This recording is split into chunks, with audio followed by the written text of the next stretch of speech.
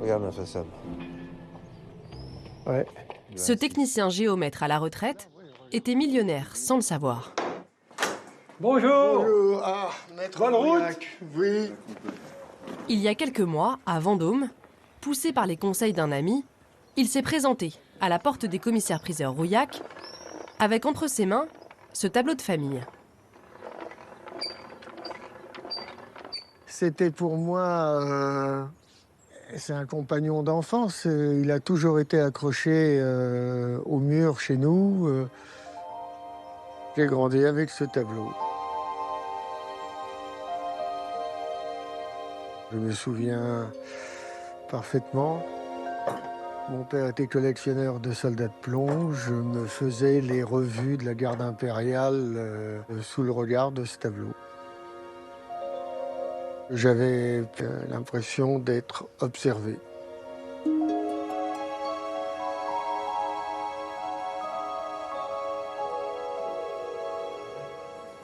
Vous saviez quoi de ce tableau, alors?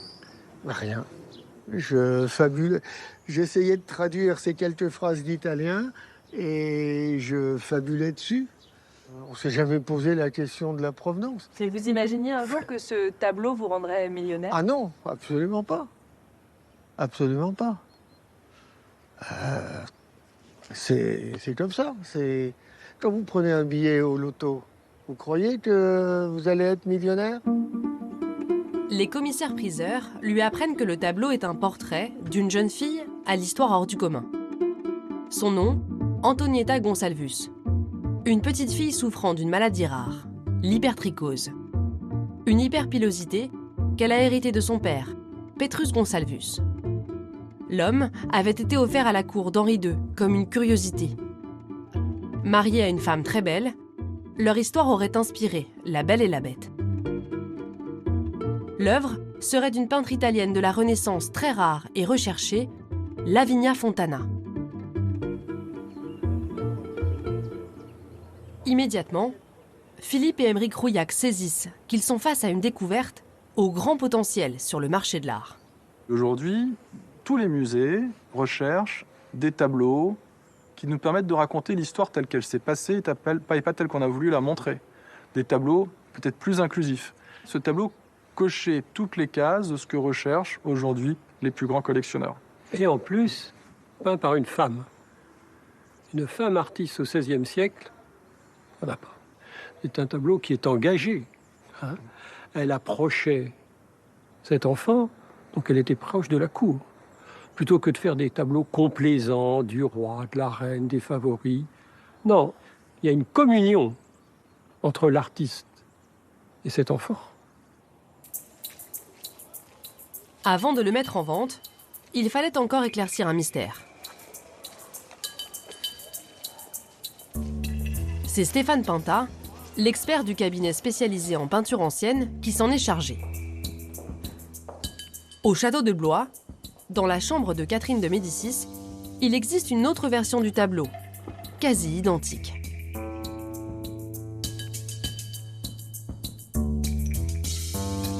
Comment l'expliquer ? L'un est-il la copie de l'autre ? Ou ont-ils été tous les deux peints par la même artiste ?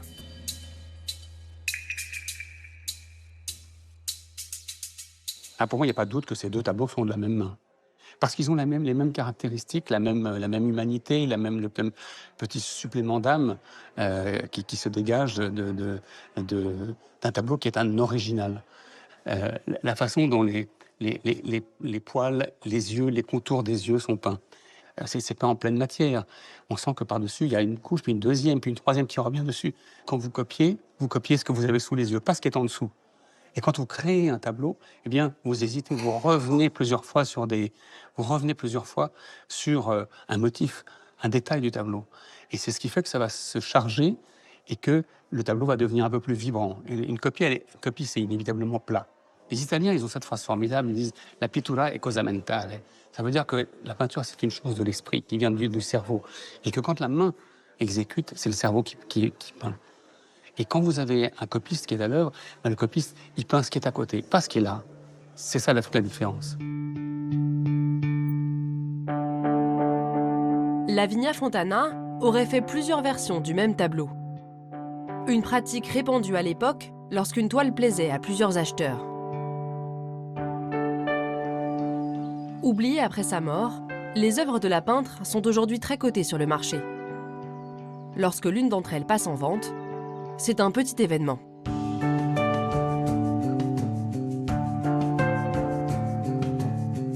Nous étions là en juin dernier, dans un château en Touraine, quand le portrait de la jeune fille a été vendu, au milieu d'une centaine d'autres lots.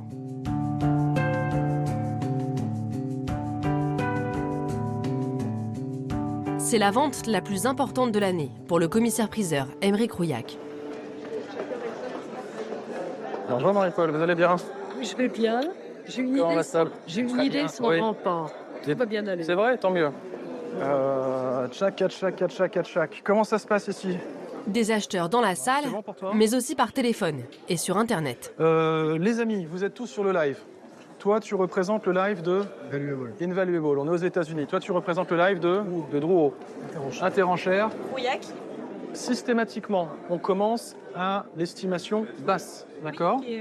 Vous êtes 4. Vous pouvez faire des batailles entre vous sans que j'ai besoin de rentrer dans la bataille.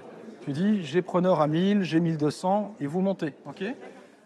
Le numéro 57, cher Stéphane Pinta, est la révélation de cette vente. Il s'agit du portrait d'Antonietta Gonçalves.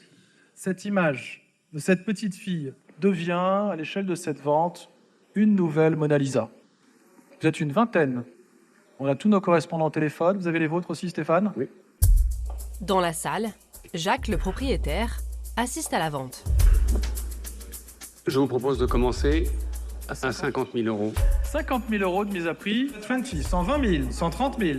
130.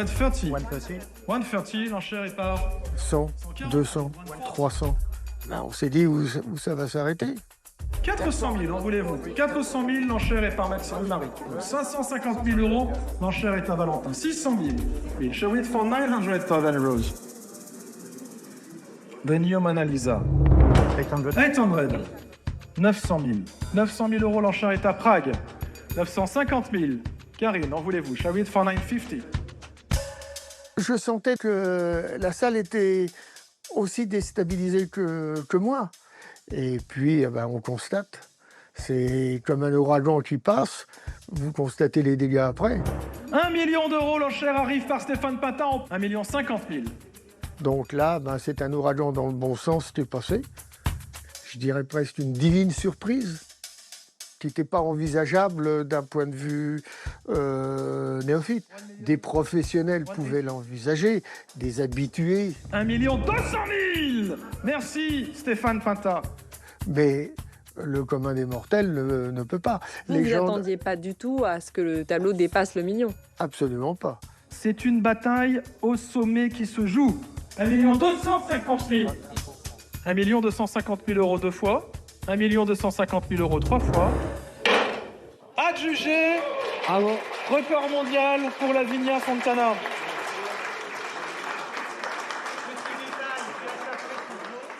Il y a une émotion, parce que en pensant à mes enfants, j'avais plus ou moins un petit rêve, et là je me dis, je vais pouvoir rêver grand pour mes enfants. Jamais un tableau de la Vigna Fontana n'avait été vendu aussi cher. Un succès pour les commissaires-priseurs qui prennent un pourcentage sur chaque transaction. Mais aussi pour le cabinet d'expertise, payé également en fonction du prix au marteau. Du coup, vous avez intérêt à ce que ce soit l'estimation la plus haute qui soit réalisée du tableau? Vous êtes Alors, un peu pas jugé l'estimation, parti? mais le prix de vente. Oui, effectivement. On considère que c'est un contrat entre le vendeur, le commissaire-priseur et nous. Nous donnons tout ce que nous pouvons pour que le tableau fasse le plus cher possible. Mais est-ce que ça peut pousser du coup le métier d'expertise à avoir plus envie d'attribuer un tableau à Fragonard plutôt qu'à Oui, on son peut faire ça. entourage? On peut faire ça, mais on le fait une fois dans sa vie, parce que le lendemain, vous êtes mort. C'est un one-shot. Après, c'est fini, vous n'existez plus. Vous savez, un cabinet d'expertise, c'est une réputation. La réputation, c'est 30 ans pour la faire et 10 minutes pour la défaire.